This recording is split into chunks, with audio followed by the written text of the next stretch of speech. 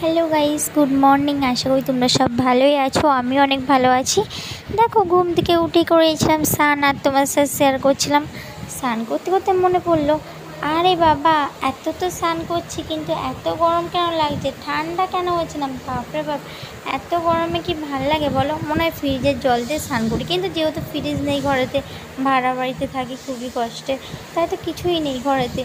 দেখো, লোকের বাড়িতে থাকা মানে অনেক কষ্ট, তারপর ফ্রিজ নেই, কিছুই নেই, আর অনেকটাই কষ্ট করে তারপর আমি কিন্তু স্নান করেছি। আমার তোমার সাথে শেয়ার করছিলাম।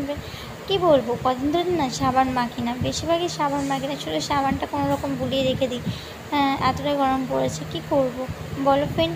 শরীরটা ভালো নেই, দিনকে দিন শরীরটা যেন খুবই খারাপ হয়ে পড়ছে, এতটাই খারাপ হয়ে পড়ছে কী বলবো, তোমার সাথে শেয়ার করছি। শরীরটা প্রচণ্ড পরিমাণে খারাপ ফ্রেন্ড, তোমার সাথে শেয়ার করছি। স্নান করছিলাম আর ভাবছিলাম ফ্রেন্ড, কেন আমার এরকম। আমার চ্যানেলটা তোমরা প্লিজ সাবস্ক্রাইব করো, যদি নতুন থাকো প্লিজ সাবস্ক্রাইব করো, লাইক করো, আর একটা কমেন্ট করে দাও ফ্রেন্ড।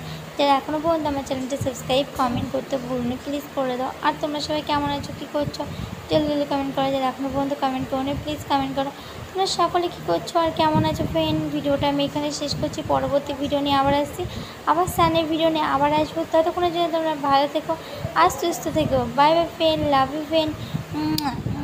চলো বাই বাই। আর তোমাদের কথা একটাই বলছি, তোমরা কেউ নীল শাড়ি পরে ভিডিও এসেছো, কিন্তু আমার কাছে নীল শাড়ি নেই, অবশ্যই ভিডিও দেওয়ার চেষ্টা করবো। Bye bye friend, love you.